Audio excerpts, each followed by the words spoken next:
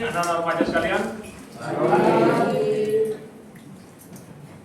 jadi pada zaman perjanjian lama itu semua anak laki-laki usia 12 tahun ke atas itu harus pergi ke Yerusalem ikut bapaknya untuk beribadah kepada Tuhan.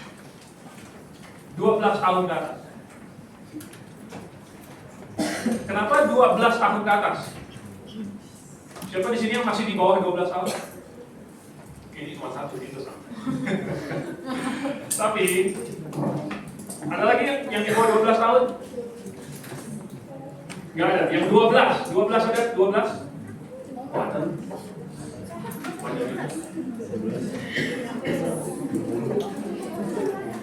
Yang sudah di atas 25? 25? Ada 25? Gak ada. Ya, oke.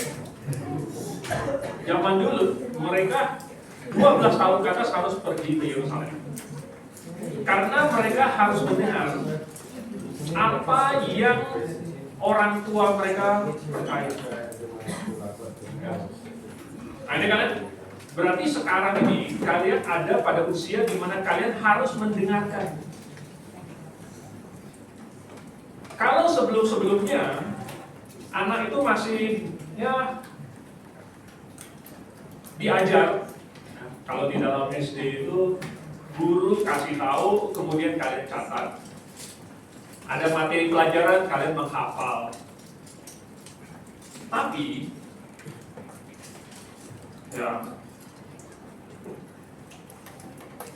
lama-lama akan tiba saatnya di mana setiap orang harus membuat keputusan sendiri.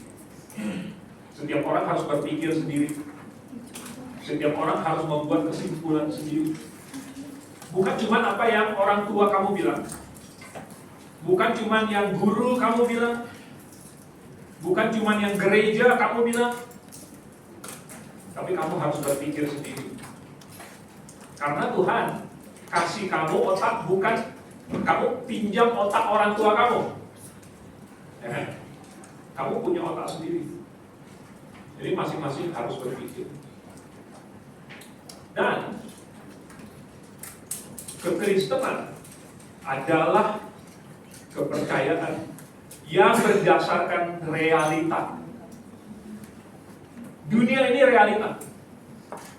Yang kamu lihat adalah realita. Ya. Akan ada pengajaran-pengajaran yang tidak berdasarkan realita. Kamu harus tahu yang mana realita, yang mana bukan realita. Misalnya kalian sekarang bisa nggak membedakan kalau video game itu dunia nyata atau realita? Dunia nyata atau realita? Ya, bukan dunia nyata juga bukan realita. Itu namanya video game. Gimana kalau film? Kartun deh. Kartun sudah jelas bukan dunia nyata kan? Namanya kartun. Tapi kalau film gimana? Dunia nyata bukan? Dunia maya. Bukan, ya. Film itu bukan dunia nyata. Iya, dunia maya. Apa itu maya? Ada orang namanya maya. Maya itu artinya dia ada di dalam pikiran. Ya, dia bukan realita. Itu adalah buah dari imajinasi si sutradara. Itu film. Tapi apa itu realita? Nah, saya mau memperkenalkan kepada kalian. Ini realita. Karena ini ditulis oleh Tuhan, pencipta langit dan bumi, yang menciptakan realita ini. Dialah yang paling memahami realita kita. Dan dialah realita itu sendiri. Tanpa adanya Tuhan, tidak ada realita.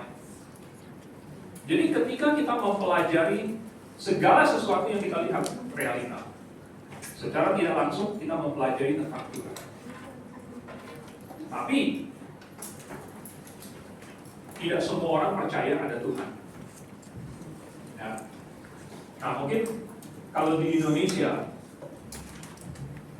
itu memberlakukan pokoknya harus ada Tuhan. Makanya Pancasila, sila pertama bunyinya apa? Ketuhanan yang Maha Esa. Tidak menerima ateisme, ya. Tidak menerima komunisme. Jadi pokoknya harus percaya ada Tuhan. Tetapi saya tidak mau kalian itu dipaksa untuk percaya apapun. Oleh sebab itu, kalaupun kamu percaya, kamu harus tahu alasannya kenapa kamu percaya. Dan kamu harus punya buktinya. Seandainya kamu ditanya, jangan cuma menjawab pokoknya dari sononya udah begitu. Pokoknya guru saya bilang begini dan begitu. Kalian harus bisa menjawab. Oleh sebab itu, maka selama 2 hari ini, saya dan para konselor akan berusaha memberikan kepada kalian kesempatan belajar. Tetapi belajar itu bukan hanya kamu melihat slide, ya, kemudian mendengar. Nanti kamu pasti ngantuk. Percaya deh, setengah jam kamu ngantuk. Ya.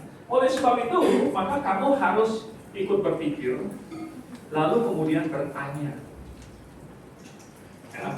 Kalau kamu tidak ikut berpikir, kamu akan pelan-pelan menutup mata dan kemudian kamu akan tidur. Gelap sekali. Nggak bisa. Terang. Saya mau jadilah terang.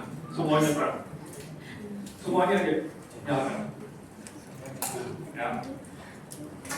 Jadi cahaya terang adalah salah satu ingredient yang paling penting pada saat belajar. Kalau kamu belajar gelap-gelap, kamu pasti ngantuk. Kalau kamu belajar, kamu harus terang. Ya. Jadi kamu harus bertanya. Nah sambil saya nanti ngomong dan menjelaskan, kalian berpikir, kalian harus bertanya. Emangnya benar begitu? Nah, mungkin kamu bertanya, boleh angkat tangan kapan saja.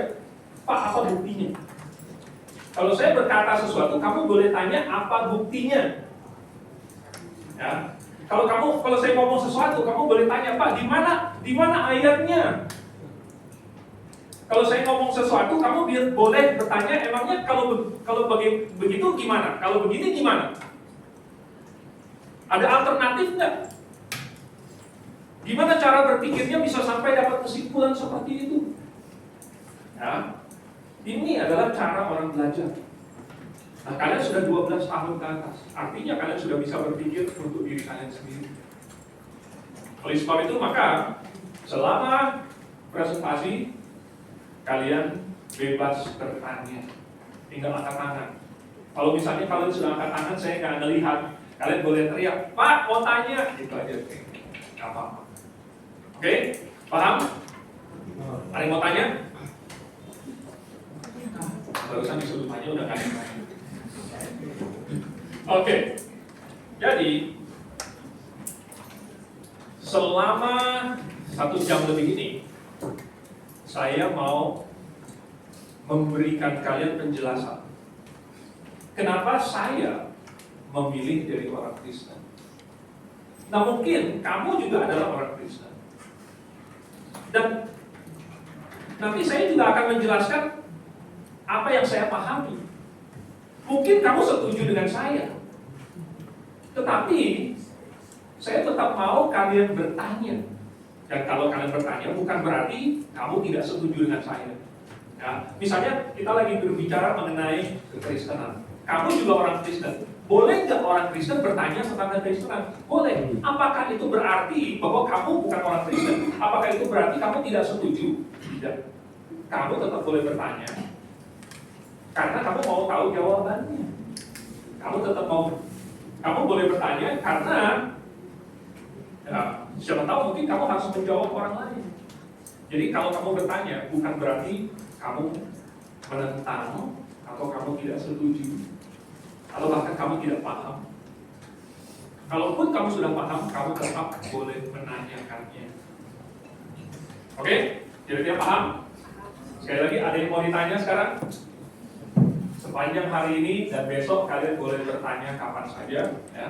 Kalaupun tidak bertanya kepada saya secara langsung, kalian boleh lihat kakak-kakaknya, kakak dan kakak yang pakai baju kuning, tinggal tanya sama konselor. Ya. Wah, ada satu yang nggak pakai baju kuning.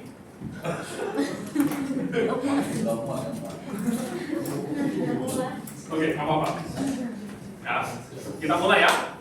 Jadi, kenapa saya memilih jadi orang Kristen? Nah, ini saya akan ajarkan sebagaimana apa yang Alkitab katakan. Sekali lagi, bukan berarti bahwa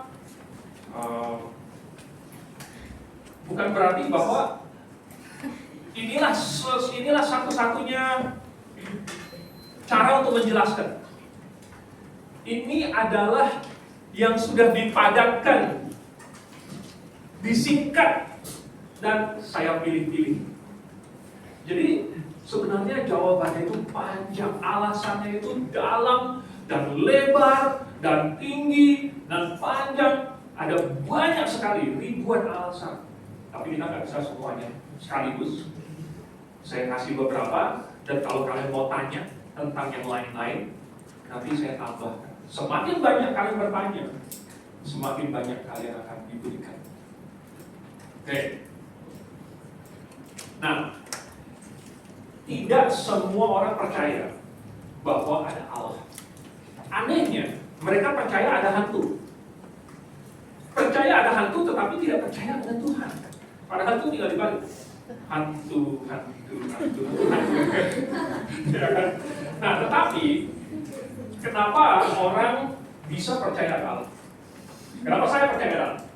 Ada beberapa pertanyaan yang bisa kita pikirkan. Yang pertama misalnya, kenapa alam semesta ini bisa ada? Apa yang saya lihat ini? Ini datangnya dari mana? Kalau misalnya rumah ini ada yang membangun, makanya bisa ada kan? Tapi kalau bumi ini gimana? Kalau tata surya gimana? Bintang, ya, itu dari mana? Siapa yang bikin? Oh, itu nggak ada yang bikin, itu terjadi dengan sendiri. Tapi apa benar kalau suatu rumah itu bisa terjadi dengan sendiri? Barang yang paling kecil aja, nih misalnya ini, kita tahu kalau misalnya ada batu begini, nah, ini ada yang bikin nggak? Batu kayak gini, Hah? Kamu ketemu di mana juga batu bisa bentuk kayak gini. Tapi kalau batunya begini, ini ada yang bikin nggak? Ada kan? Tahu dari mana? Ini ada batu, ini juga batu, tapi ini bentuknya kubus. Mana yang dibikin? Yang kubus. Karena apa? Ada keteraturan. Apa yang kamu lihat di dunia? Teratur. Ya, kamu bisa melihat bahwa ini, ya, ini ada pola. Ini pola nih, ya, pola spiral. Ini galaksi Bima Sakti. Dia berbentuk spiral. Spiral itu ada nggak batu yang bentuknya begini? Nggak ada. Ya, nggak ada batu yang begini kan? Tetapi kenapa bisa ada beginian di dalam dunia ini? Ada keong yang bisa kayak gini. Ini desain, ini teratur, ya. Ada yang bikin. Bagaimana terjadinya alam semesta yang sangat besar, sangat kompleks, sangat teratur dan sangat spesifik. Kalau kalian nanti dewasa, dan mungkin sebelum itu kalian sudah harus menentukan, saya mau jadi apa. Dulu ada lagu Susan, kalau gede mau jadi apa? Ini kalian pernah dengar lagu ini? Atau kalian udah terlalu pernah dengar? Masih ada ya? Itu zaman saya masih kecil udah ada lagu itu. Nanti udah berapa puluh tahun itu lagu ya.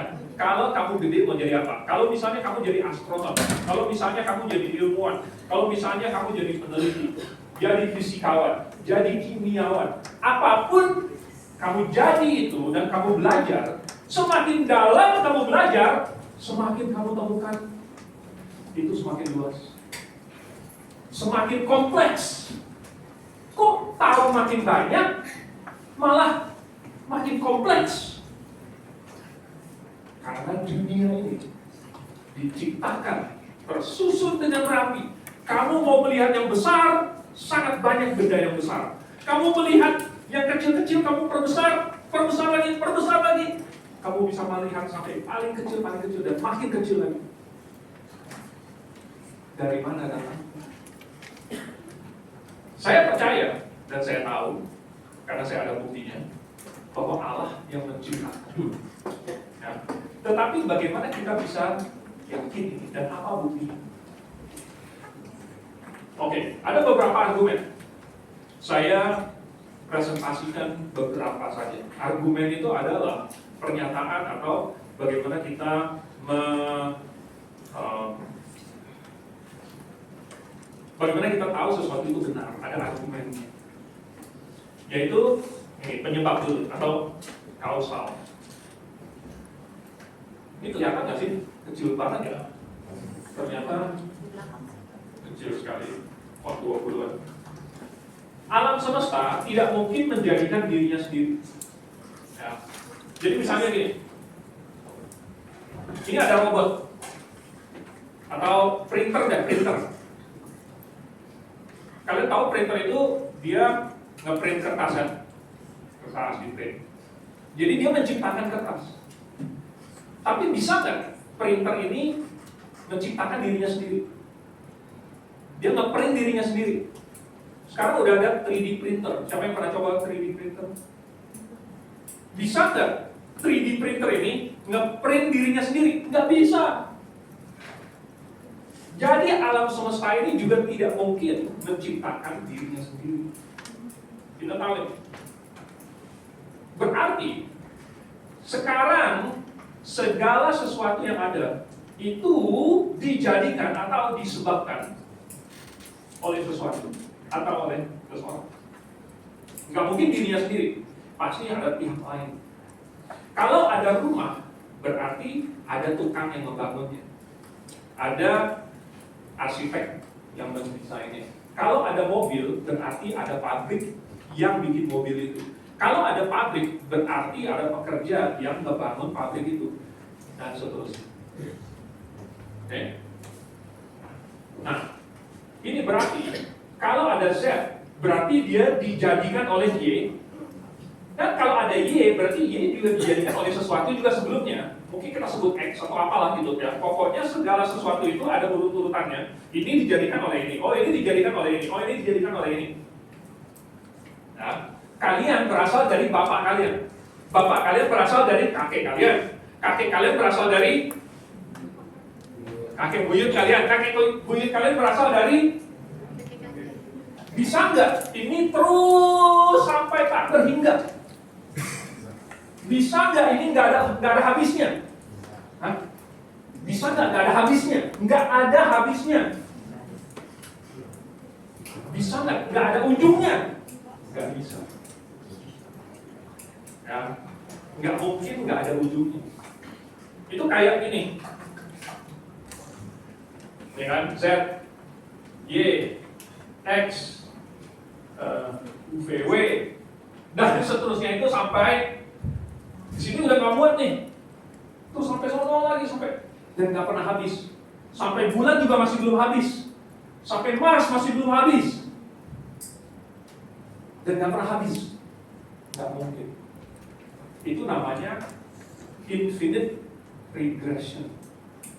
Artinya dia tidak pernah berakhir. Karena kalau begitu, maka artinya ini kita tidak pernah tahu apa yang menjadikan. Tidak pernah ada awalnya. Oke? Nah, berarti harus ada satu penyebab yang tidak disebabkan. Jadi artinya dia udah paling awal, nggak ada lagi panah sebelumnya itu udah nggak ada lagi, udah yang paling awal. Inilah yang paling masuk akal. Ya. Jadi jawabannya bukan muter-muter. A nanti disebabkan oleh Z lagi, balik ke Z lagi. Kalau A disebabkan oleh Z dan Z disebabkan oleh Y disebabkan oleh X dan seterusnya sampai A, lalu kemudian disebabkan oleh Z lagi, itu sama dengan menciptakan diri sendiri. Karena muter begitu kayak komedi putar. Jadi benar-benar komedi. Oleh sebab itu maka harus ada satu yang tidak disebabkan. Harus ada satu yang tidak disebabkan. Berarti di belakang dia tidak ada lagi penyebab. Dia sendiri tidak disebabkan. Kalau tidak ada yang begini, yang tidak disebabkan, maka ini akan terus. Itu namanya adalah rentetan penyebab yang tak berhingga. Jadi harus ada satu yang paling awal yang tidak disebabkan, yang dia sendiri tidak diciptakan, dia tidak dijadikan. Dialah awal. Oke?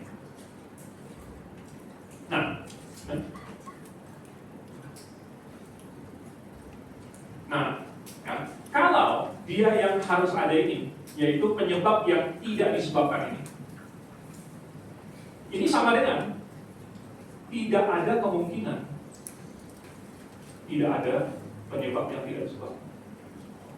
Ya, ini namanya si A. Berarti tidak ada kemungkinan tidak ada A. Berarti dia harus ada. Harus ada. Dan sifat ini tidak dapat berubah. Sifat harus ada ini tidak bisa berubah. Kenapa? Nih ya, kita mulai dari awalnya lagi. Tadi kan kita di slide sebelumnya sudah melihat bahwa si A ini dia adalah yang tidak ada penyebab. Yang tidak ada penyebab ini adalah konsekuensi logis dari rentetan hal yang terjadi. Maka dia harus ada awalnya. Itu logikanya. Jadi kalau misalnya tidak ada, maka jadinya tidak logis. Supaya logis dia harus ada. Oke. Maka tidak ada kemungkinan tidak ada dia. Tidak ada kemungkinan tidak ada. Berarti namanya harus. Nah, kalau sifat harus ada ini berubah itu artinya dari tadinya harus ada jadi tidak ada. Kan perubahannya cuma ini loh, dari ada jadi nggak ada. Berarti kalau dia berubah jadi tidak ada, namanya tidak logis. Maka ini tidak mungkin. Berarti dia selalu harus ada. Makanya sifat ini tidak bisa berubah. Oke, sampai sini ngerti nggak? Ada yang mau ditanya? Nah, si penyebab ini dia memiliki sifat tidak bisa berubah. Tidak bisa berubah. Karena kalau dia bisa berubah, jangan-jangan sifat harus adanya ini berubah. Oke? Ngerti nggak? Kalau sifat adanya ini bisa berubah, maka jadinya tidak logis. Oleh sebab itu, maka dia harus tidak bisa berubah. Dan kalau dia tidak bisa berubah, maka semua sifat dia itu sudah harus dalam keadaan maksimum. Maksimum itu artinya gini. Ini maksimumnya, udah full. Kalau misalnya dia cuma 90%, berarti masih ada sisa segini, ya, misalnya 95%. Sini 95% nih. Masih ada sisa 5%, berarti masih bisa berubah dong. Yang tadinya 95 bisa jadi 100. Kalau begitu dia bukan lagi tidak bisa berubah. Kalau dia cuma 95%, berarti ada potensi. Ini namanya potensi, berarti segini. Dia ada potensi berubah dari 95 jadi 100%. Tapi kalau dia bisa berubah, berarti nanti sifat yang harus adanya ini juga bisa berubah. Dan itu nanti jadinya tidak logis. Maka dia nggak bisa cuma 95%, dia harus selalu 100%. Semua sifatnya harus selalu 100%. Berarti kalau dia punya kuasa, aduh nggak kelihatan. Oh kecil banget ya. Kayaknya di layar saya gede. Tapi kenapa udah sampai di sini jadi kecil? Kalau dia punya kuasa, maka kuasanya itu sudah 100%. Apa yang namanya kuasa 100% itu? Maha kuasa. Itu namanya udah 100%. Makanya maha. Jadi kita tahu dari mana bahwa sang penyebab yang awal ini punya kuasa. Karena dia bisa menyebabkan B yang tadi ini. Ya kan? Karena dia bisa jadi awalnya dan dia bisa menyebabkan B, C, D, E, F, G sampai X dan Z. Karena dia bisa membuatnya, berarti dia punya kuasa. Dan kalau dia punya kuasa, kuasanya itu harus sudah maksimum. Dan karena dia kuasanya sudah maksimum, kita sebut itu maha kuasa. Kalau sang penyebab yang awal yang harus ada ini, dia memiliki pengetahuan, maka pengetahuannya harus 100%. Kita sebut itu namanya maha kuasa. Kalau dia itu mengasihi, maka kasihnya sudah harus 100%. Namanya maha kasih. Nah seterusnya. Kalau dia itu memiliki sifat benar atau jujur, maka jujur dan benarnya itu 100% juga. Kita sebut itu maha kasih. Oke? Dan inilah penyebab yang demikian disebut inilah Allah. Ya, inilah Allah. Dan itulah yang kita baca di dalam Alkitab. Saya membaca di dalam Alkitab seorang pribadi yang menyebabkan segala sesuatu, yang menciptakan segala sesuatu, yang berkata, jadilah terang, maka terang itu jadi. Yang bisa memisahkan air dari air, menciptakan cakrawala, yang bisa memunculkan daratan yang kering, bisa menumbuhkan segala tumbuh-tumbuhan yang hijau, bisa menciptakan semua makhluk yang ada di bumi, lalu kemudian menghembuskan nyawa ke dalam, yang menciptakan manusia yang sesuai dengan gambar dan rupa Allah, lalu kemudian menghembuskan nafasnya sehingga kita pun memiliki roh sama seperti itu. Dan itu adalah Allah. Saya baca di dalam Alkitab ada seorang pribadi yang tahu segala-galanya.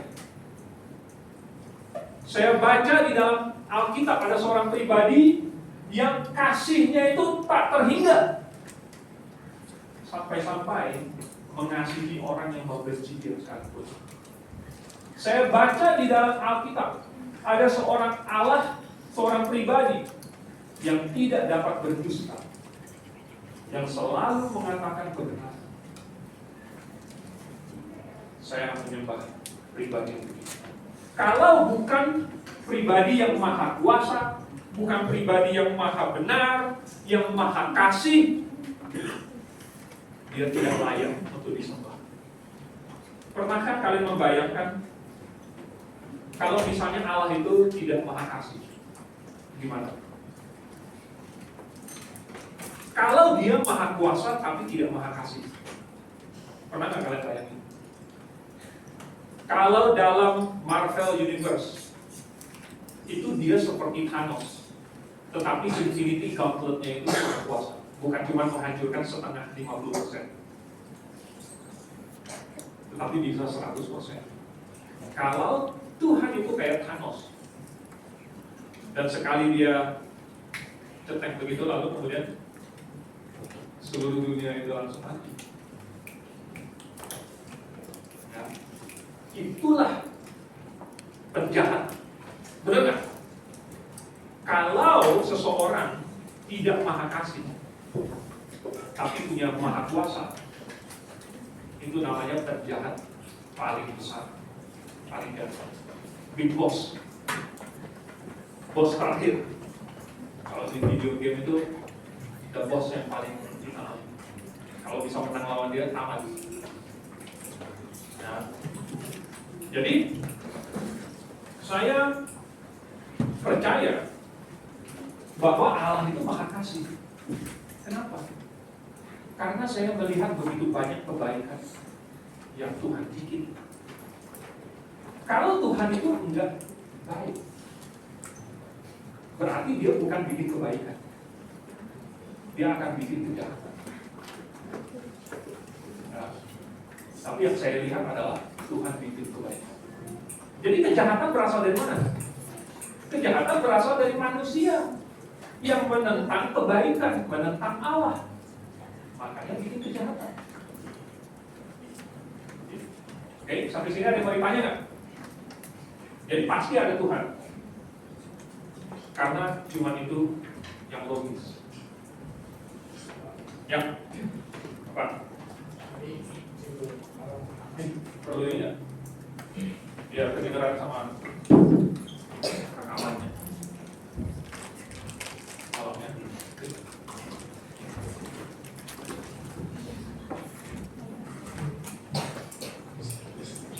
Tadi disinggung tentang Allah Maha Kasih dan kasih Allah itu tak terbatas.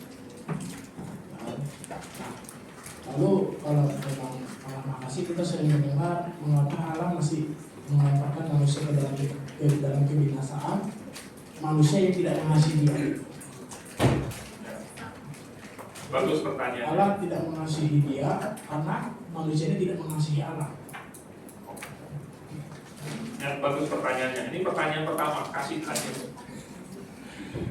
Oke, jadi pertanyaannya adalah kalian dengar nggak tadi? Ya. Kalau Allah itu maha kasih, kenapa dia masih memasukkan orang yang tidak percaya kepadanya atau orang yang tidak mengasihinya ke dalam neraka? Kalau dia maha kasih, memang Allah itu maha kasih, tetapi bukan cuma itu sifatnya Tuhan. Kalau Tuhan itu cuma satu sifatnya, maka dia cuma satu dimensi. Ya. Manusia juga nggak ada yang begitu. Manusia nggak ada yang cuman suka tidur doang. Nggak ada. Nggak ada manusia yang cuman suka coklat doang. Nggak ada. Semua orang itu punya banyak sifat. Karena yang menciptakan Tuhan, dan Tuhan itu full, bukan cuma satu sifat. Jadi sifat Tuhan itu selain dia maha kasih, itu dia adalah kudus. Jadi ketika Tuhan yang kudus ini dia menciptakan manusia dan menciptakan manusia yang kudus, itu bersama-sama dengan Tuhan. Tapi ketika manusia kemudian berdosa itu artinya menentang Tuhan. Berdosa itu artinya udah nggak sama dengan Tuhan. Jadi kalau misalnya ini tadinya Tuhan di sini, ini Tuhan. Lalu kemudian Tuhan ciptakan manusia untuk bersama-sama dengan Tuhan. Atau kayaknya ini enakan bersama-samanya begini. Bersama-sama dengan Tuhan. Tapi kemudian manusia ini dia memberontak melawan Tuhan. Maka dia udah gak bisa sama-sama lagi. Dia akhirnya terpisah dari itu. Terlalu dekat. Dia akhirnya terpisah dari Tuhan. Nah, karena ini kudus. Sedangkan ini dosa. Maka yang berdosa ini tidak bisa bersama-sama dengan Tuhan.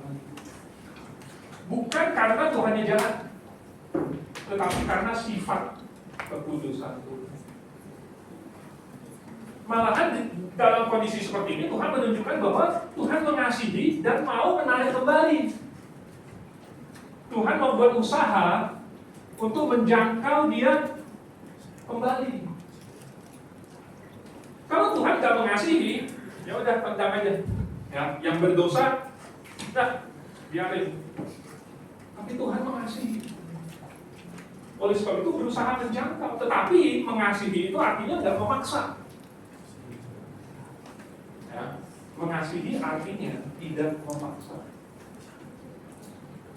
Kan kalau misalnya ini belum waktunya, tapi kalau misalnya nanti ada laki-laki yang suka sama seorang wanita, lalu dia bilang, kamu harus jadi pacar saya. Kamu harus jadi pacar saya. Maksa. Lalu dipaksa. Itu namanya mengasihi, bukan? Karena mengasihi itu tidak boleh memaksa. Demikian juga Tuhan tidak akan memaksa orang untuk kembali kepada Tuhan. Tidak akan dipaksa. Tuhan mau, Tuhan berusaha, Tuhan mau meyakinkan, Tuhan mau menunjukkan kasih, tetapi Tuhan akan biarkan dia membuat keputusan mau atau tidak mau. Jadi bagi orang yang tidak mau, yang tidak mengasihi Tuhan, jadi kan Tuhan mau mengasihi dia. Tapi kalau dia tidak mengasihi Tuhan balik, gimana? Dia boleh nggak bilang no? Boleh bilang no. Sama seperti tadi laki-laki, dia suka sama seorang perempuan, perempuannya boleh bilang apa? Tidak, ya diajari dulu. Kalau belum waktunya bilang tidak. Ya, oke. Ya boleh, lanjut. Apakah kasih Allah hanya terbatas pada saat kita mengatakan tidak, lalu Allah tidak mengasihi kita langsung, maka dia melempar kita ke dalam binasa? Kalau misalnya memang Allah mengasihi, buat apa? Mengapa manusia dibuang ke neraka, sedangkan neraka itu bukan tempat manusia, tapi tempat malaikat? Betul. Ya. Jadi kasih Allah itu Maka harus ada hubungannya. Jadi kasih Allah itu dari 100%. Ya, ini kasih Allah itu 100%. Full. Tidak ada ruang kosong untuk ekstra bisa lebih dari 100%, nggak ada. Kasih Tuhan sudah full. Apa artinya kasih yang full itu? Kalau misalnya seorang laki-laki, ini kalian sebagian udah mulai puber, udah mulai memahami. Dia bilang, saya mengasihi kamu. Tapi ditanya, kalau gitu pinjam 100 dong. Gimana? Kasih nggak?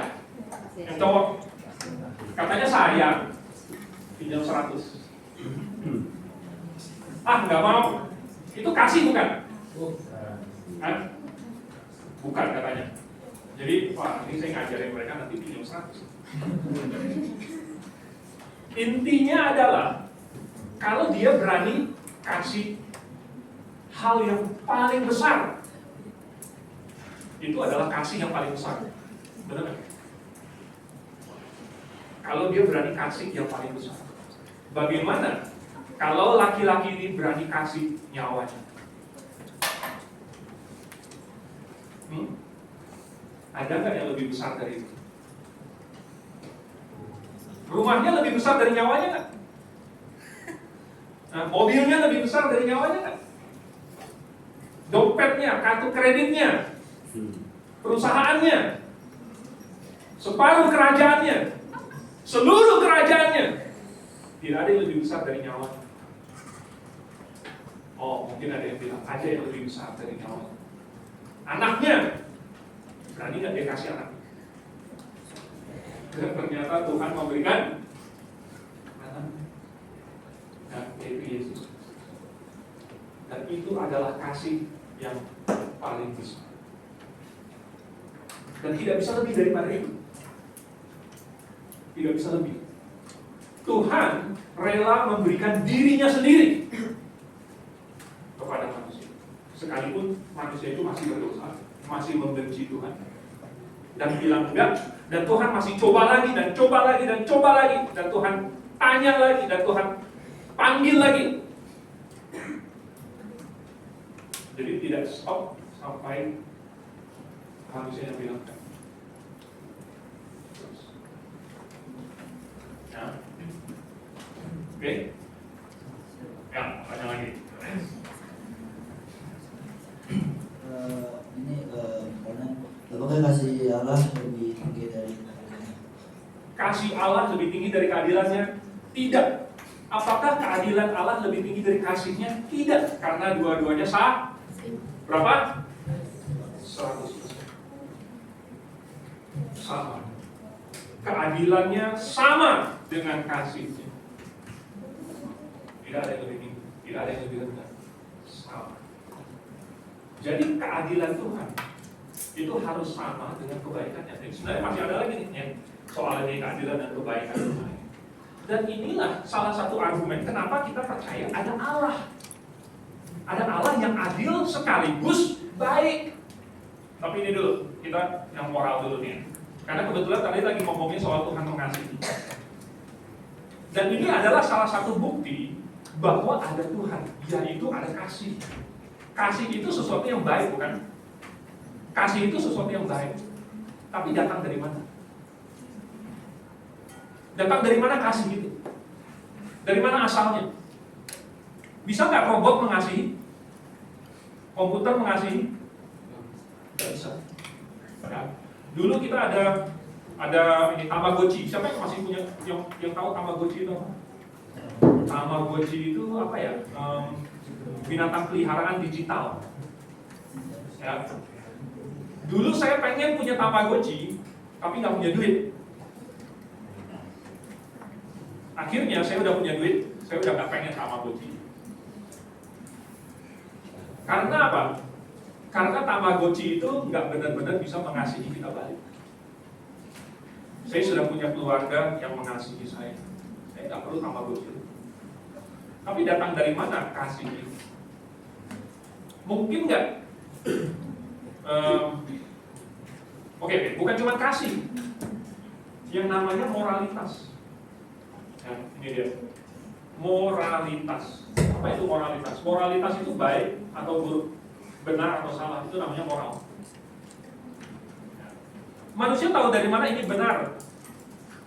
Jangan mencuri, mencuri itu salah. Jangan berbohong, berbohong itu salah. Jangan membunuh, membunuh itu salah. Itu tidak baik. Siapa yang ngajarin? Kalau nenek moyang manusia adalah monyet, monyet nggak ada tuh sistem baik buruk. Mereka rebutan kelapa, rebutan pisang. Mereka mencuri itu barang-barang turis. Ya. Monyet itu menghancurkan barang-barang segala macam, tidak ada rasa bersalah. Jadi moralitas manusia bukan datang dari monyet, karena manusia bukan berasal dari monyet. Dari mana asalnya? Ya, karena manusia tidak menciptakan dirinya sendiri, maka sifat moral ini haruslah berasal dari pihak lain, dan kita sebut itu sumber moralitas. Nah, selain sumber moralitas, ia memiliki sifat baik atau sifat moral yang sudah maksimum. Makanya dia namanya maha bermoral atau maha suci. Oke. Nah, saya usulkan bahwa pribadi yang saya baca di dalam Alkitab ini adalah pribadi yang maha bermoral, yang maha suci, yang menuntut kesucian paling tinggi di dalam Alkitab. Kalau ada orang berkata saya tidak percaya adanya Tuhan, oke. Orang yang tidak percaya adanya Tuhan, contohnya adalah bangsa, salah satu bangsa di Perang Dunia Kedua yang paling kejam, yang menyembah matahari. Siapa yang bisa menebak bangsa mana ini? Yang paling kejam? Jepang. Persis. Bangsa Jepang menyembah matahari dan tidak percaya adanya Tuhan. Dan apa yang bangsa Jepang lakukan? Mereka adalah bangsa yang menangkap manusia, lalu kemudian menjadikannya eksperimen. Lalu manusia ini diikat, kemudian dibelek, dibuka, supaya dilihat jantungnya, paru-parunya, lalu kemudian disuntik dengan racun. Dan semua ini dilakukan tanpa obat bius ya. Dan dia mau melihat apa efek racunnya kepada jantungnya. Misalnya 1 menit sesudah disuntik, jantungnya kemudian makin kerjanya makin berat, lalu kemudian akhirnya gagal. Oh, ini efek racun. Lalu kemudian disuruh menghirup suatu gas. Kemudian dilihat paru-parunya kayak gimana. Apa yang terjadi? Oh, pembuluh darah di paru-parunya pecah, berdarah. Oh, ini efek dari racun gas. Mereka melakukan itu.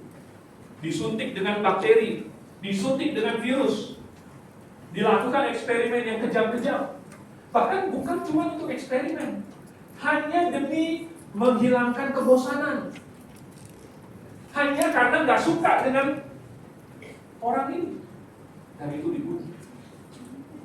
Itu yang dilakukan oleh bangsa yang tidak mengakui adanya Tuhan. Kalau tidak mengakui adanya Tuhan, maka tidak ada moralitas, tidak ada baik dan benar. Yang ada adalah menang kalah, kuat dan lemah, sama seperti dalam dunia binatang. Dalam dunia binatang, singa makan kijang, bukan salah singa. Bukan salah singa. Bahkan singa makan anak singa lain, nggak ada salahnya. Itu dunia binatang. Tapi manusia tidak seperti itu.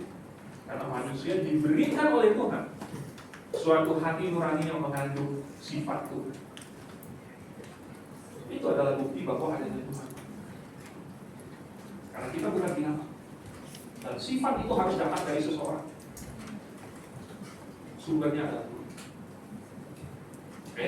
Jadi untuk menjawab pertanyaan tadi itu, apakah Tuhan itu gimana? Kebaikannya, keadilannya. Siapa yang ngajarin kepada manusia ada yang namanya keadilan? Siapa yang ngajarin ini namanya baik? Apa manusia tahu sendiri? Benar, manusia tahu sendiri. Ya, makanya nggak usah diajarin. Kalau manusia berbuat salah, dia malu sendiri. Nggak usah diajarin. Dia pecahin barang, perang. Dia langsung tahu apa? Gawat. Saya udah pecahin barang. Tahu dia? Tahu. Dari mana dia tahu? Itu nggak bagus. Karena ada hati nurani. Ya. Orang bohong, tapi bohongnya nggak bilang dulu, saya bohong ya. Pasti disembunyikan. Lalu kalau ketahuan gimana?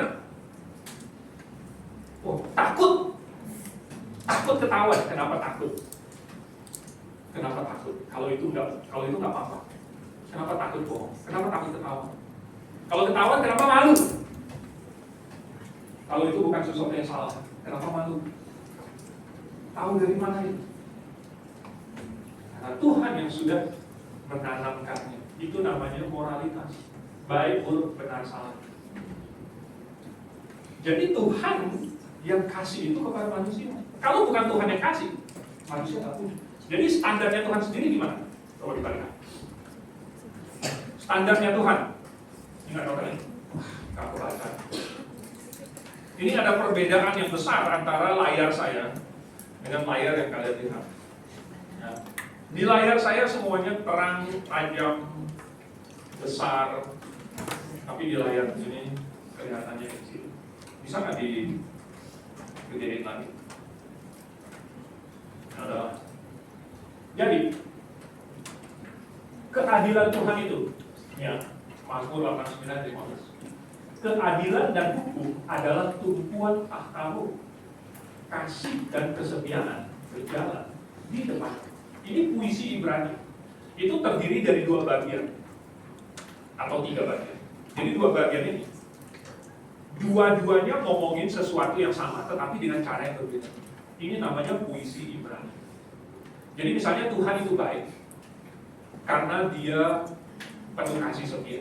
Jadi baik dan penuh kasih setia itu sama, tapi disebutkan dalam cara yang berbeda. Jadi keadilan dan hukum, kasih dan kesetiaan, berarti ini adalah sesuatu yang sama. Kenapa hukum itu sama dengan kasih? Ada yang tahu kenapa hukum itu sama dengan kasih? Kalau tidak ada hukum, kalian pernah nggak nonton film yang judulnya The Purge? Yaitu pada 1 hari dalam 1 tahun, 1 hari spesial, tidak ada hukum dan orang boleh melakukan apapun dan tidak akan kena hukum. Pernah nonton film itu? Itu adalah film yang paling jahat, okay? Menunjukkan kejahatan manusia. Ya, yaitu ketika manusia pikir dia bisa melakukan apapun tanpa konsekuensi, tanpa kena hukum, maka dia akan melakukan hal-hal yang sangat-sangat jahat. Di mana kasihnya? Kalau tidak ada hukum, manusia bukan melakukan kebaikan, manusia melakukan kejahatan. Di mana tidak ada hukum, bukan mengasihi. Karena hukum dan kasih itu sama-sama. Ya. Jadi Tuhan yang maha hukum, maha adil, maha benar, maha baik, maha teratur, juga adalah maha kasih. Itu bersama-sama. Oke. Keadilan itu kasih. Kalau misalnya ada seorang penjahat melakukan pelanggaran, barusan tadi pagi saya ada lihat satu berita, saya nggak baca, tapi headline-nya adalah seorang pemerkosa anak 12 tahun itu ditangkap, ya, diciduk di kosnya. Dia ini 1 minggu sebelumnya memperkosa seorang anak umur 12 tahun, sampai anak itu harus dioperasi di rumah sakit. Dan ketika dia ditangkap, semua netizen bilang apa? Bagus, ya, penjahat harus dihukum. Benar nggak? Setuju nggak bahwa penjahat harus dihukum? Gimana kalau nggak usah dihukum? Setuju nggak?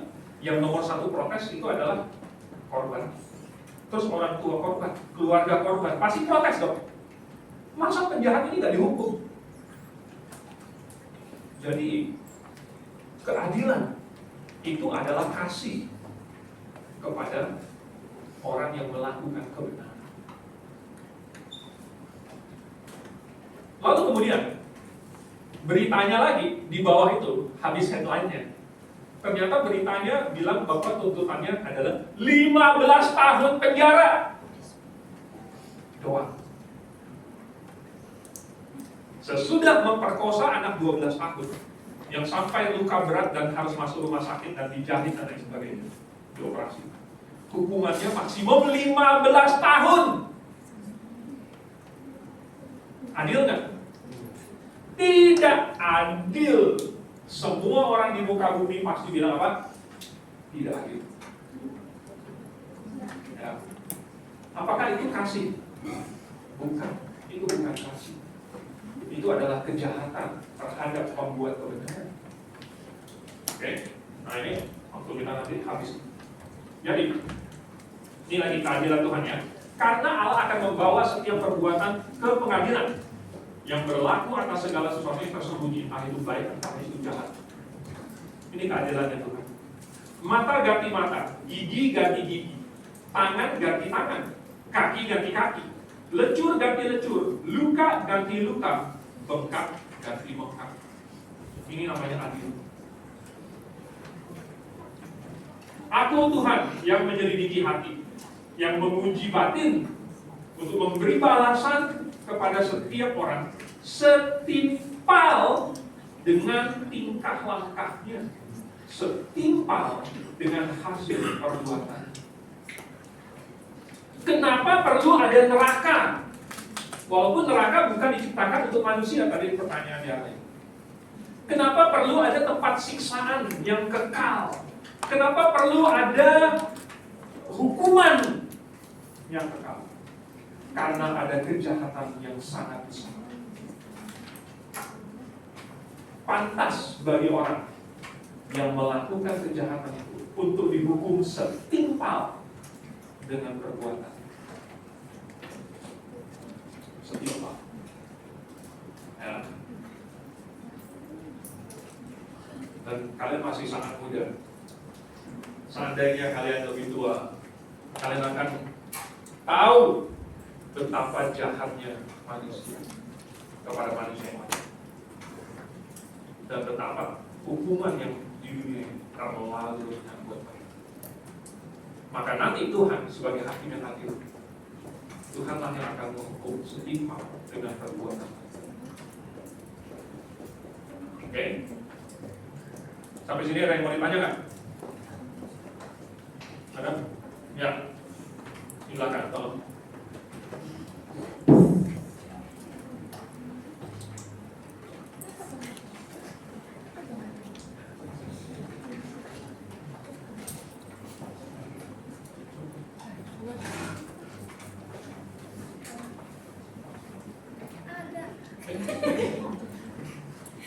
Sampai full.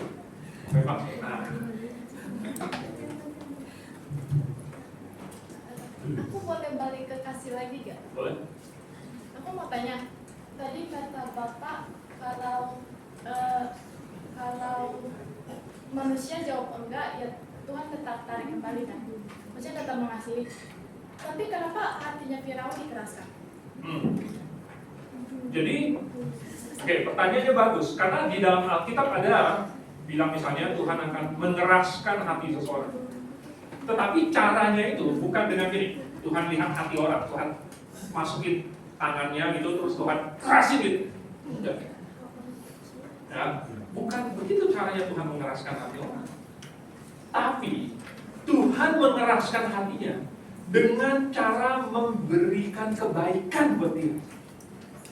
Justru karena Tuhan baikin dia, makanya hatinya jadi keras. Pernah lihat nggak? Pernah ketemu nggak? Moga-moga jangan amit-amit ketemu dengan orang yang dikasih paha minta dada, yang dikasih hati minta jantung. Pernah nggak? Kenapa bisa begitu? Apa maksudnya ungkapan dikasih dada minta dikasih paha mintanya dada? Udah dibaikin malah melunjak. Nah, bagus. Ya, benar. Jadi Firaun itu kan disuruh apa? Biarkanlah umatku pergi. Ya. Apa kata Firaun? Enggak. Nah, siapa Tuhan itu sehingga aku harus membiarkan umatnya pergi? Siapa Tuhan itu? Maksudnya, Tuhan itu bukan siapa-siapa. Lalu akhirnya Tuhan kasih hukuman. Oke, kalau kamu nggak kenal dengan saya, kan kamu tanya Tuhan itu siapa? Saya kasih kenal. Lalu Tuhan kasih hukuman. Sampai akhirnya Firaun udah ampun, Musa tolong berdoa sama Tuhan supaya tulah ini dijauhkan daripada saya. Lalu Tuhan bilang apa? Oke, Musa, ya udah, biarkan dia lega. Jadi dikasih kelegaan. Tetapi ketika sudah lega, si Firaun teringat-teringat. Kataknya sudah nggak ada lagi, nyamuknya sudah nggak ada lagi, lalatnya sudah nggak ada lagi, awan sudah tidak ada lagi, ya, matahari sudah bersinar kembali. Dia teringat-teringat. Lalu kemudian dia mengeraskan hati lagi. Ini yang namanya tidak tahu diri, tidak tahu balas budi, dan melunjak dan seterusnya itu. Jadi sudah dibayarin, malah melunjak, malah keras hatinya. Seandainya Tuhan tetap menghukum sampai Firaun lepaskan, lepas. Seandainya Firaun udah mohon-mohon, ya ampun, terus Tuhan tinggal bilang satu kata aja lagi, ayo lepaskan umatku. Iya deh, pergilah. Nah, maka pergilah orang Israel. Dan hati Firaun ya sudah hancur gitu, sudah kalah dia. Tapi enggak. Tuhan kasih kelegaan. Dan karena dikasih kelegaan itu, maka hatinya bisa keras. Kenapa Tuhan kasih kesempatan orang mengeraskan hati? Karena Tuhan sekali lagi tidak mau memaksa. Misalnya tadi, ini ceritanya film drama Cina. Seorang CEO. Nah, CEO jatuh cinta kepada seorang karyawati. Kan begitu ceritanya drama Cina. Lalu kemudian CEO-nya ini yang ganteng itu tapi dingin. Yang ganteng tapi dingin itu ini, bikin supaya seluruh kantor itu cuekin karyawati ini. Karyawati ini bingung kan, kenapa sih dicuekin semua orang? Lalu datanglah dia. Bukan saya. Datanglah CEO ini. Lalu kemudian memberikan perhatian kepada dia. Wah, kelepek-kelepek lah. Emang itu sudah ngerti. Jadi datanglah CEO ini memberikan perhatian sehingga karyawati ini kelepek-kelepek. Ya. Seandainya karyawati ini tidak mengembalikan kasihnya CEO ini, dia akan dipecat. Akhirnya terpaksalah dia untuk mengasihi CEO ini. Akhirnya jadi pacarnya CEO ini. Tapi kalau pakai cara begitu, itu namanya cinta sejati atau bukan? Bukan ya. Jadi Tuhan nggak mau begitu terhadap manusia. Makanya tetap dikasih kesempatan supaya manusia memilih dengan bebas. Begitu. Ya, jadi sekali lagi Tuhan mengasihi, tetapi justru kasihnya Tuhan itu membuat hati orang keras. Kasihnya Tuhan yang bikin orang keras. Kenapa kasih malah bikin orang jadi keras? Karena memang dia dari sononya nggak mengasihi Tuhan. Oke, misalnya lagi tanggal 14 Februari, hari apa itu? Hari biasa. Nah, tanggal 14 Februari. Lalu kamu memang nggak suka sama siapa-siapa, tiba-tiba dikasih coklat. Ih, apaan sih? Kan gitu. Ya. Ngapain kasih saya coklat? Saya nggak suka. Malah jadi tambah apa? Tambah ih. Gitu kan? Karena memang dari sononya nggak suka. Ya kan? Misalnya yang cewek ini, yang ngasih kamu itu ternyata Jelek. ya oke. Saya nggak mau menyebutkan ini karena nanti ada yang jelek. Tapi sebenarnya nggak ada yang benar-benar jelek banget sih. Semua ada gantengnya. Ya, gemuk itu namanya makmur. Ya, gelap itu manis. Apa ya? Pokoknya ya begitu. Tapi kalau kamu memang nggak suka, ya kamu akan nggak senang. Diperhatikan malah nggak senang. Demikian juga dengan Tuhan. Ketika Tuhan mengasihi orang yang tidak mengasihi dia balik, malah kasih Tuhan itu bikin dia nggak senang. Bukan karena Tuhannya jahat, bukan karena Tuhan mau mengeraskan hatinya. Oke? Ada yang lagi yang mau ditanya? Ya, bentar, ada dua nih, tapi yang Samuel duluan. Tangannya lebih cepat. Terus bagaimana dengan misalnya orang gitu? Kenapa dia langsung dibunuh? Orang, Iya, kan kisah orang. Maksudnya? kan orang kan itu kan dia kan Korah, Iya, Iya. Korah, Datan dan Abiram. Ya. Iya. Itu gimana tuh? Ya. Apa Tuhan enggak? Ada yang tidak tahu ceritanya Korah, Datan dan Abiram? Tahu? Oke, jadi saya kasih sedikit backgroundnya. Jadi orang Israel itu mereka sudah Tuhan suruh memasuki tanah Kanaan. Lalu kemudian mereka bilang kepada Musa, gimana kalau kita kirim pengintai dulu? Lalu Musa kirim 12 orang pengintai, lalu menjelajahi negeri Kanaan selama 40 hari. Kembali, lalu mereka malah memberikan laporan bahwa oh enggak, kita nggak bisa mengalahkan orang Kanaan. Ya. Terus mereka malah bilang kepada orang Israel, mereka bilang ke Musa, laporannya begini. Tetapi mereka bilang kepada orang Israel, oh tanahnya itu jelek, itu malah tanahnya memakan penduduknya, maksudnya yang tinggal di situ malah mati gitu. Jadi mereka bilang bahwa janji Tuhan itu palsu, ya, bahwa akan memberikan mereka negeri yang berlimpah-limpah susu dan madunya, itu palsu. Bahwa Tuhan akan memberikan kemenangan, Tuhan akan memimpin mereka menduduki tanah itu palsu. Mereka bilang bahwa Tuhan bohong. Akhirnya Tuhan bilang apa? Oke, kalau kamu nggak mau masuk tanah Kanaan, putar balik, kembali ke padang gurun. Lalu mereka nyesel, aduh, nggak apa-apa, coba kita masuk, kalah.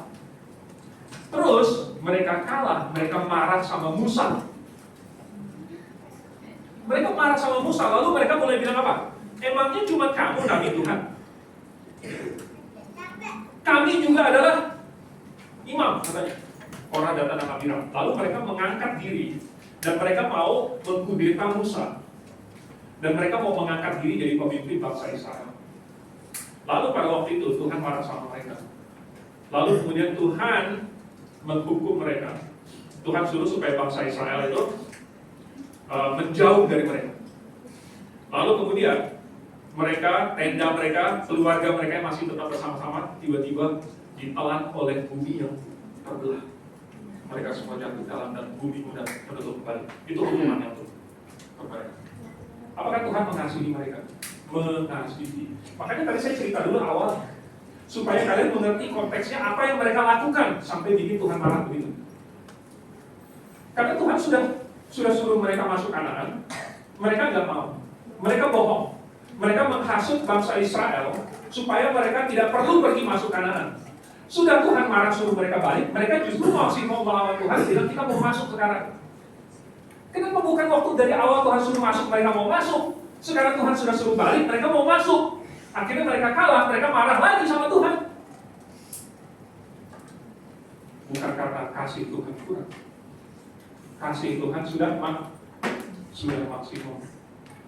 Tapi ada kalanya.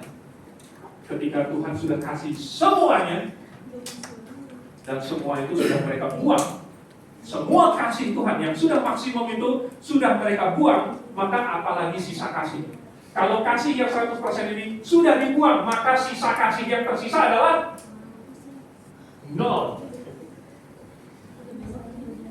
Karena kasih yang 100% itu sudah mereka buang. Bukan karena Tuhan tak kasih, tapi karena mereka sudah menolak kasih.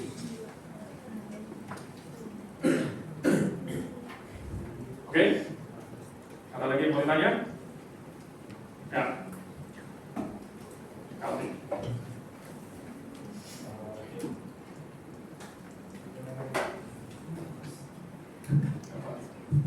Oke, saya mau nanya yang bagian morality. Ya.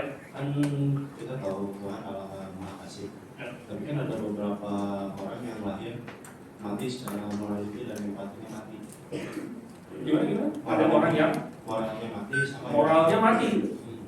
Jadi kayak ngomong psikopat lah ya. Nah, kan dia mati secara moral dan empati. Nah itu kan bawaan dari lahir. Itu apakah Tuhan tidak mengasihi mereka lahir secara kayak gitu atau bagaimana? Terus sedangkan yang cacat mental, autis dan sebagainya kan kalau mati masuk surga. Kalau misalnya yang psikopat ini apakah mati masuk surga? Ya. Demikian. Oke. Jadi bagaimana dengan psikopat? Jadi tidak ada bayi psikopat. Tidak pernah dalam sejarah manusia dari dulu sampai sekarang belum pernah ada satu bayi pun yang lahir psikopat. Belum pernah. Ya, semua bayi sama, sekali lahir menangis. Tidak ada yang langsung nyengir lalu kemudian pukul-pukul pakai psikopat. Nggak ada. Oke? Tidak ada yang langsung cubit emaknya dari dalam itu rahim itu udah cubit-cubit. Terus misalnya kalau sharing satu rahim, kemudian saudaranya udah dicubit-cubit di dalam rahim itu nggak ada. Ya, jadi tidak ada bayi yang lahir psikopat. Tidak ada. Itu adalah suatu penyakit mental, penyakit jiwa. Psikopat itu adalah ketika seseorang menolak realita dan menolak kebenaran.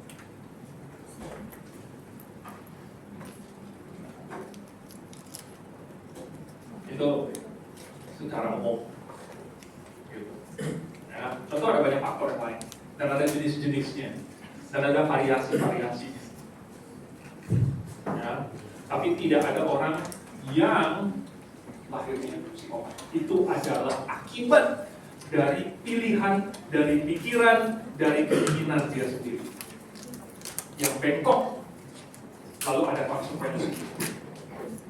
Nah, konsekuensinya salah satunya adalah sakit jiwa. Oke, jadi tidak ada yang lahir psikopat, bukan gara-gara Tuhan. Tuhan nggak ada bikin psikopat. Oke, ada lagi yang mau ditanya? Saya lupa waktu kita sampai jam berapa, 10.30 atau jam 10? Jam 10 ya? Mau tanya satu lagi, terakhir ya, karena waktu kita ini kita harus break. Tapi habis ini, ya terakhir deh, terakhir ya. Oke, siapa namanya? Morin ya. Kalau itu aku pengen tanya, kenapa sih Tuhan Yesus membuat manusia? Kenapa Tuhan Yesus membuat manusia? Alasannya. Oke. Tuh, udah terakhir tapi tiba-tiba pertanyaannya panjang begini.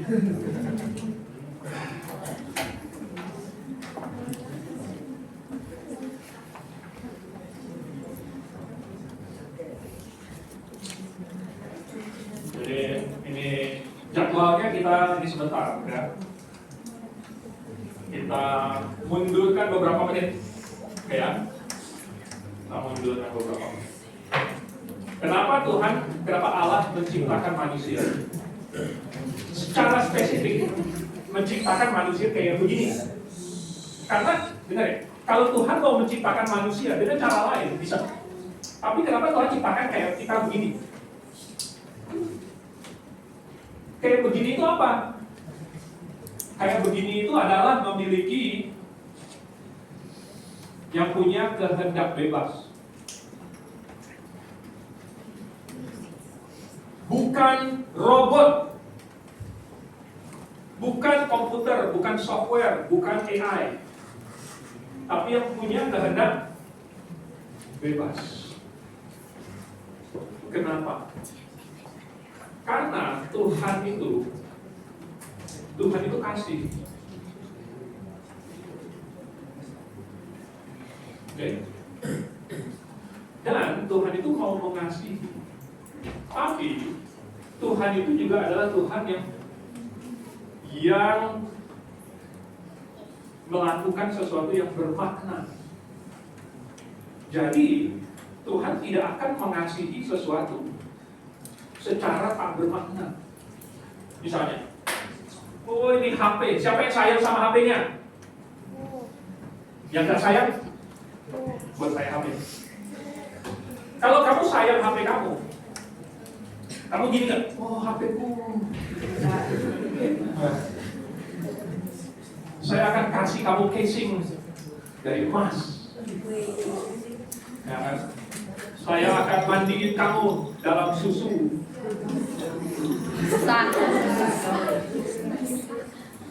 Ada nggak yang mengasihi HP-nya kayak gitu? Kenapa nggak mengasihi HP kayak begitu? Itu benda mati. Ya.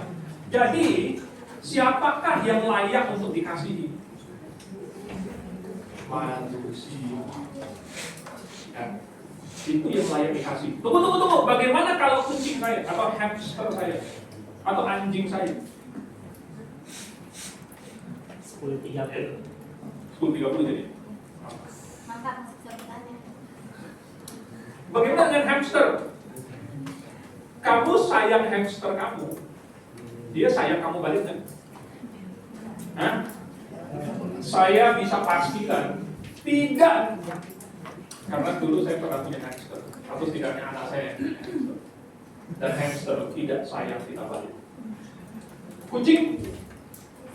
Kucing memanfaatkan kamu. Mana makanan saya? Ya, makanya Garfield bisa jadi segendut itu karena sifat kucing. Anjing gimana? Anjing memang setia, tetapi dia tidak mengasihi kamu. Ya, dia setia, itu sifatnya. Tetapi dia tidak mengasihi kamu. Siapa yang mengasihi kamu? Papa mama kamu mengasihi. Kan? Saya nggak punya pacar. Belum tentu. Pacar belum tentu mengasihi kamu. Tapi orang tua mengasihi kamu. Kan? Artinya orang yang rela mengorbankan dirinya untuk kamu, itu yang mengasihi. Nah Tuhan mau kayak begitu. Karena Tuhan mengasihi manusia, dia mengorbankan dirinya untuk kita. Dan kalau kamu pernah mengasihi seseorang, kamu pasti mau dia mengasihi kamu balik. Pasti. Kalau kamu pernah mengasihi orang. Jadi Tuhan mau manusia mengasihi dia balik. Tetapi itu harus dilakukan secara bebas, secara sukarela. Oleh sebab itu Tuhan kasih manusia kehendak bebas, supaya manusia bisa mengasihi Tuhan kembali. Dengan demikian, maka ciptaan ini ada maknanya buat Tuhan. Kalau misalnya orang sudah punya segalanya, seorang CEO lagi kan CEO ini sudah punya segalanya. Mau dikasih apa? Mobil sudah punya 10, rumah, villanya udah banyak, helikopter dia sudah punya beberapa, mungkin kapal pesiar apalah, dia sudah punya segalanya. Yang dia tidak punya apa? Kalau dalam drama Cina, cinta. Ya? Dia yang memiliki segala-galanya mencari cinta. Karena kalau kamu sudah punya jam 1000, dikasih 1 jam lagi, ada bedanya nggak? Ada maknanya nggak? Tidak ada. Jadi Tuhan yang sudah memiliki segala-galanya hanya akan mendapat makna kalau Dia menciptakan manusia yang bisa mengasihi Dia kembali. Dan itulah yang Dia inginkan untuk kalian semua. Tuhan yang ciptakan kalian. Nah mungkin kalian selama ini tumbuh dewasa sambil ya tidak begitu peduli dengan Tuhan, tidak menyadari karena kalian tidak ketemu dengan Tuhan. Tetapi Tuhan ada. Dan Tuhan sebenarnya sedang menarik kalian. Salah satunya adalah dengan kalian duduk di sini. Dan saya kasih tahu kepada kalian tentang Tuhan. Karena saya sudah mendengar panggilan Tuhan di sini. Yang bukan cuma untuk saya, tetapi untuk kalian juga. Tapi maukah kalian bersama-sama dengan Tuhan untuk mengasihi Tuhan? Dan ini masih tanda tanya. Artinya kamu boleh bilang ya, boleh juga bilang tidak. Tentu Tuhan mau kamu bilang iya. Nah, kalau kamu bilang iya, saya mau, maka kamu akan berpindah dari dosa dan kamu akan bersama-sama dengan Tuhan. Maka semua yang baik, kan Tuhan baik nih, itu akan menjadi bagian kamu juga. Kamu akan berada di dalam kebaikan. Kamu akan berada di dalam kebahagiaan. Kamu akan berada di dalam terang. Karena kamu bersama-sama dengan Tuhan. Kalau kamu mengasihi. Maukah kalian? Itu pertanyaan. Oke, jadi manusia yang seperti sekarang ini itu adalah manusia yang dikasih kehendak bebas dan kemampuan mengasihi. Dan itu penting. Bukan Tuhan sudah menentukan semuanya. Bukan. Karena kalau Tuhan menentukan semuanya, itu namanya robot. Dan robot bilang, selamat pagi Tuhan, engkau ganteng Tuhan, semuanya tidak ada makna. Tidak ada makna. Manusia dengan kehendak bebas baru ada makna. Kira-kira begitu. Sudah paham belum? Ada yang mau ditanya lagi? Lanjutannya, kalau tidak ada. Oke, sedikit mungkin tentang ini ya. Sebenarnya ada bukti-bukti yang lain ini, tapi waktunya sangat-sangat singkat.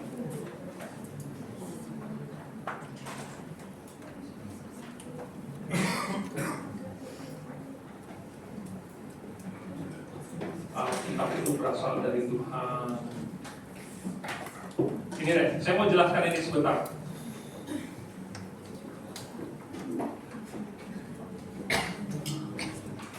Oke, nah perhatikan ya. Ini adalah peta jalan Alkitabiah ke kota kekal. Apa di sini? Oh.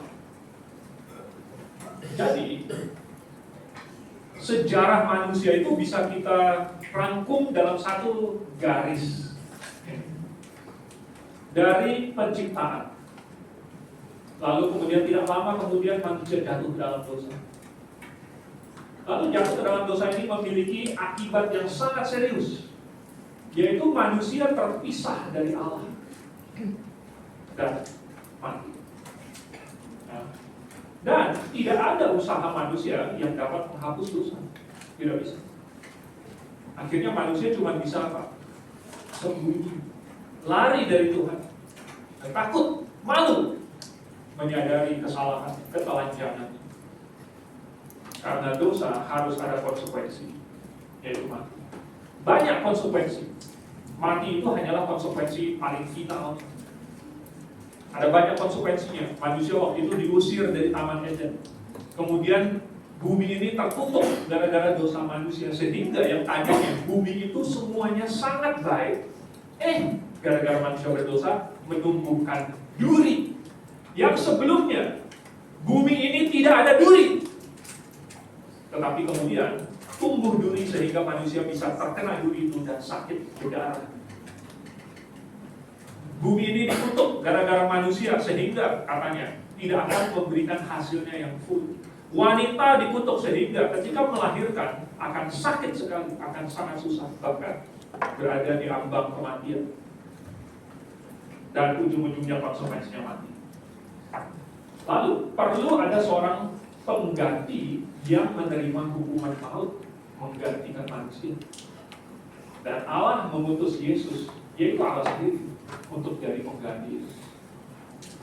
Jadi karena manusia tidak dapat melakukan apa-apa untuk menghapus dosa, maka harus ada orang yang menggantikan manusia menerima konsekuensi dosa. Nah, Allah janji akan kirim juru selamat. Makanya ada satu garis melengkung di sini yang masih titik-titik karena belum terjadi dan menunjuk ke masa depan.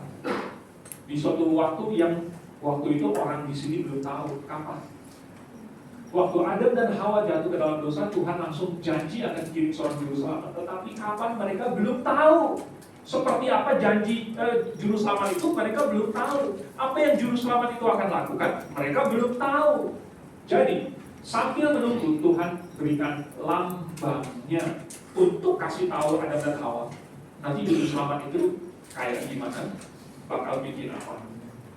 Dan lambangnya adalah domba korban. Oke. Nah, apa arti dari domba korban? Jadi kematian yang adalah konsekuensi dari dosa manusia itu dikenakan pada sang domba. Itu apa? Mati. Jadi dombanya mati. Ya. Pada waktu manusia waktu itu jatuh dalam dosa, lalu kemudian mereka tidak mati, tetapi seekor binatang yang mati, domba. Lalu kemudian katanya Tuhan tidak mau mereka itu tetap telanjang. Tuhan ambil kulit binatang itu lalu dijadikan baju untuk menutupi manusia. Jadi yang telanjang itu manusia, tetapi kulit binatang diambil untuk jadi penutupnya telanjangnya manusia. Manusia yang harus mati, tapi malah binatang yang mati. Ini adalah makna dari domba yang jadi korban. Karena bukan domba yang bersalah, tapi dia yang mati. Jadi bukan juru selamat yang berdosa, tapi dia yang mati. Ini melambangkan juru selamat mati, ganti manusia. Lalu kemudian ada imam. Imam ini bertugas untuk mewakili umat, mempersembahkan korban kepada Allah. Imam melambangkan Yesus sebagai perantara. Jadi imam adalah perantara yang mempersembahkan darahnya sendiri. Yesus mempersembahkan darahnya sendiri sebagai tebusan dosa. Karena konsekuensi dosa adalah maut, itu dilambangkan dengan darah tercurah. Jadi kalau binatang darahnya sudah tercurah, berarti binatang itu mati. Yesus membawa darahnya sendiri sebagai bukti bahwa dia sudah mati. Darahnya sudah tercurah sebagai tebusan dosa. Yang mau dosanya diampuni harus bertobat dari dosa dan beriman kepada juru selamat yang akan datang itu. Jadi ini waktu Adam dan Hawa diajarin itu, mereka harus percaya itulah yang juru selamat akan lakukan, yaitu mati menggantikan saya, kayak domba itu. Sambil menunggu manusia melakukan ibadah simbolik bukti, yaitu domba korban. Itu dilakukan sampai kapan? Ribuan tahun sesudah itu, maka juru selamat itu datang dan diumumkan oleh Yohanes Pembaptis. Ya, kedatangan sang juru selamat diumumkan oleh Yohanes Pembaptis. Lalu Yesus, sang anak domba Allah, mati, dihukum untuk menanggung dosa dunia. Ya. Jadi dosanya dunia itu dianggap sekarang diletakkan di atas Tuhan Yesus dan dijatuhi hukum.